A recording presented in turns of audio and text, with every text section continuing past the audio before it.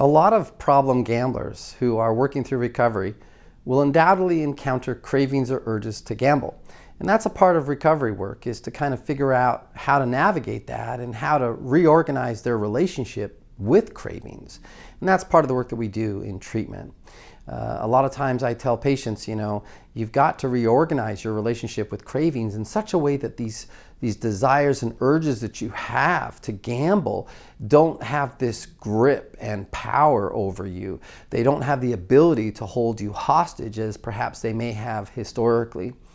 And so the first thing we talk about is that, you cannot look at cravings as though they are the enemy.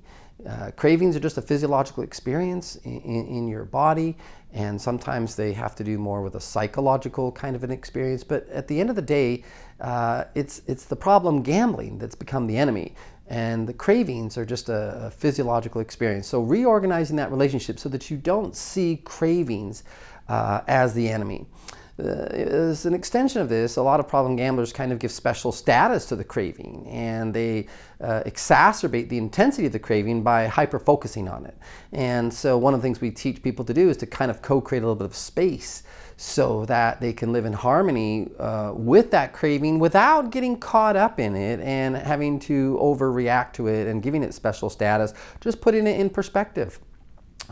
With the fact that we have cravings for a lot of different things, and not to give a craving for gambling any kind of a special status.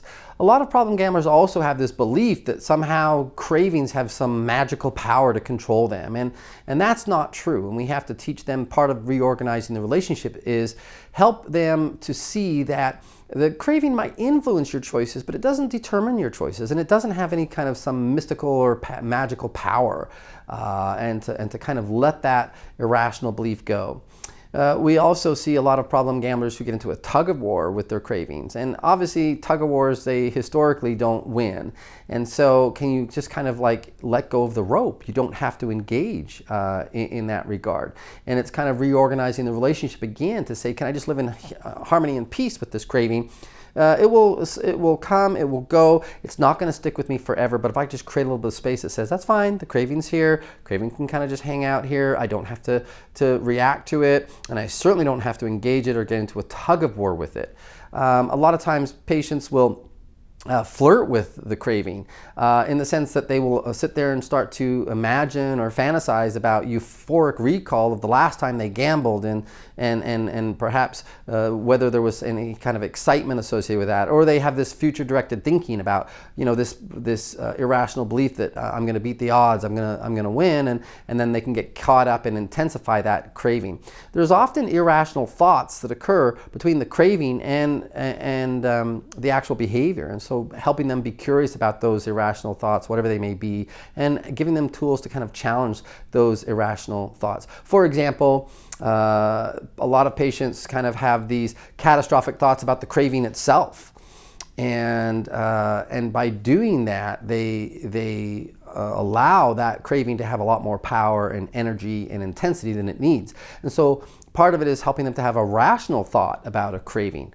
And that rational thought can then reduce the intensity that craving has to kind of seduce them and lure them into the gambling behavior.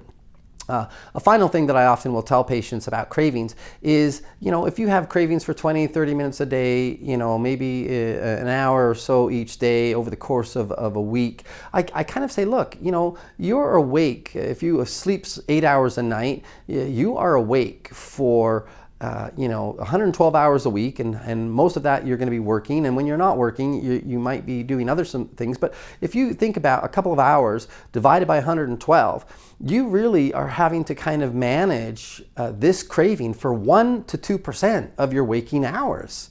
And when you kind of put that in perspective like that, it kind of makes it a little bit more manageable. But ultimately, the idea with all of my gamblers that I work with is to help them reorganize this relationship that they have with craving, again, so it doesn't have that power to hold them hostage or that disproportionate ability to influence their behavior, but helping them realize I can experience a craving and I can survive the discomfort of a craving, and it will subside and I can get on with my day. And when they learn how to do that and to reorganize the relationship with the craving in this way, they find that their ability to progress and work through recovery is substantially enhanced.